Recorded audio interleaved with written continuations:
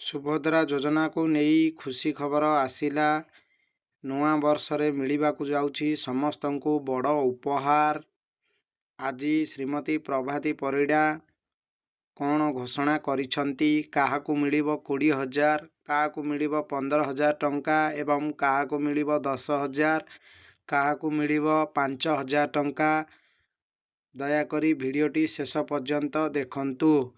ନମସ୍କାର ବନ୍ଧୁଗଣ, ମୁଁ ଶିବରାମ ଆପଣମାନଙ୍କୁ ଆଉ ଏକ ନୂଆ ଭିଡ଼ିଓରେ ସ୍ୱାଗତ କରୁଛି।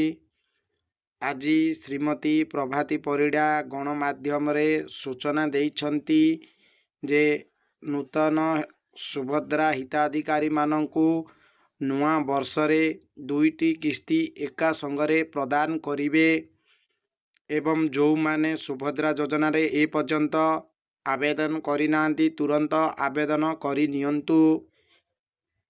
ଯେଉଁମାନଙ୍କର ସୁଭଦ୍ରା ଯୋଜନାରେ 2ଟି କିସ୍ତି ଆସିବା ପରେ ରିଜେକ୍ଟ ହୋଇଯାଇଛି ଏବଂ ସେମାନେ ଅଭିଯୋଗ ଦାଖଲ କରିଥିଲେ, ସେହିମାନଙ୍କର ଅଭିଯୋଗକୁ ସରକାର କାର୍ଯ୍ୟାନୁଷ୍ଠାନ ଗ୍ରହଣ କରି ସମସ୍ୟାର ସମାଧାନ କରି ସେହି ମା'ମାନଙ୍କୁ ଜାନୁଆରୀ ମାସରେ ସୁଭଦ୍ରାର ଗୋଟିଏ କିସ୍ତି ପ୍ରଦାନ କରିବେ ଏବଂ ଯେଉଁ ମା'ମାନଙ୍କର ବିଲକୁଲ ସୁଭଦ୍ରା ଏପର୍ଯ୍ୟନ୍ତ ପାଇନାହାନ୍ତି, ତାଙ୍କର କୌଣସି କାରଣବଶତଃ ରିଜେକ୍ଟ ହୋଇଯାଇଛି, ସେହି ମା'ମାନଙ୍କୁ ଏକା ସାଙ୍ଗରେ ମିଳିବ 20,000 ଟଙ୍କା। ଯଦି ସେ ସୁଭଦ୍ରା ଯୋଜନାରେ ଅଭିଯୋଗ ଦାଖଲ କରିଥିଲେ ତାହେଲେ ହିଁ ସେ ପାଇପାରିବେ ଏବଂ ଯାହାର 2ଟି କିସ୍ତି ଆସିବା ପରେ ରିଜେକ୍ଟ ହୋଇଯାଇଛି ସେହି ମା'ମାନଙ୍କୁ ସୁଭଦ୍ରା ଯୋଜନାରେ ଜାନୁଆରୀ ମାସରେ 5,000 ଟଙ୍କା ସରକାର ପ୍ରଦାନ କରିବେ। ତ ଆପଣମାନେ ତୁରନ୍ତ ନିକଟସ୍ଥ ଜନସେବା କେନ୍ଦ୍ର କିମ୍ବା ମୋ ସେବା କେନ୍ଦ୍ରକୁ ଯାଇ ଆପଣଙ୍କର ସୁଭଦ୍ରା ଯୋଜନାର ଷ୍ଟାଟସ୍ ଚେକ୍ କରିନିଅନ୍ତୁ ଏବଂ ଆପଣଙ୍କର ଷ୍ଟାଟସ୍ଟି କ'ଣ ରହିଛି। ଯଦି ଆପଣଙ୍କର ରିଜେକ୍ଟ ଷ୍ଟାଟସ୍ଟି ଚେଞ୍ଜ ହୋଇକି ଆପ୍ରୁଭାଲ୍ ହୋଇଯାଇଛି ତାହେଲେ ଆପଣମାନଙ୍କୁ ସୁଭଦ୍ରା ଯୋଜନାରେ ମିଳିନଥିବା କିସ୍ତି ଆପଣଙ୍କୁ ମିଳିଯିବ। ଜାନୁଆରୀ ମାସର ଫାଷ୍ଟ ସପ୍ତାହରେ ସରକାର ପଇସା ପ୍ରଦାନ କରିବେ। ତ ଭିଡ଼ିଓଟି ଆପଣମାନେ ଶେଷ ପର୍ଯ୍ୟନ୍ତ ଦେଖନ୍ତୁ। ନୂଆ ବର୍ଷରେ ଏକାଥରକେ 2ଟି କିସ୍ତି ପାଇବେ ନୂଆ ସୁଭଦ୍ରା ହିତାଧିକାରୀ।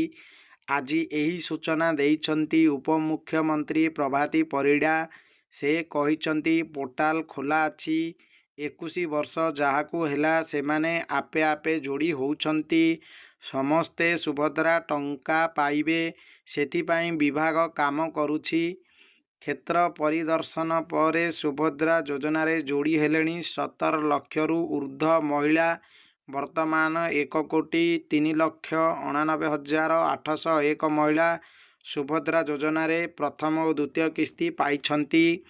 ଏଇଠି ଯେଉଁ ସେ ଲେଖିଛନ୍ତି କ୍ଷେତ୍ର ପରିଦର୍ଶନ, ୟାର ଅର୍ଥ ହେଉଛି ଯେଉଁମାନଙ୍କର ରିଜେକ୍ଟ ହୋଇଥିଲା ସେଇମାନେ ଅନଲାଇନରେ ଅଭିଯୋଗ କରିଛନ୍ତି।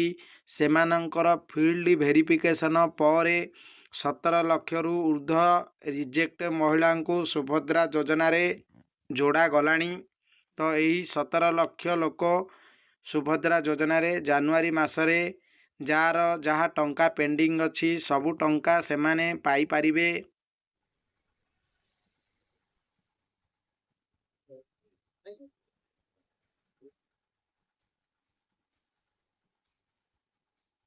ଏଇ ବହୁତ ସର୍ଟଲି ଗୋଟେ ପୋର୍ଟାଲ ଖୋଲିଛୁ ସୁଭଦ୍ରାର, ଯୋଉଥିରେ ଆମେ 21 ବର୍ଷ ଯାହାକୁ ହେଲା ତାକୁ ଆମେ ସୁଭଦ୍ରା ପୋର୍ଟାଲରେ ଆଡ୍ କରୁଛୁ ଏବଂ NFS ଡାଟା ଅନୁଯାୟୀ ବା SFS ର ଡାଟା ଅନୁଯାୟୀ ଯେଉଁମାନେ ଏଲିଜିବୁଲ ଅଛନ୍ତି ସେମାନଙ୍କୁ ପୁଣି ସୁଭଦ୍ରା ଦବୁ। ଏଥର ଆମେ କହିଥିଲୁ ଯେ ନୂଆ କରି ଯୋଡ଼ି ହଉଛନ୍ତି ତାଙ୍କୁ 2 କିସ୍ତି ଏକାବେଳକେ ଦବୁ।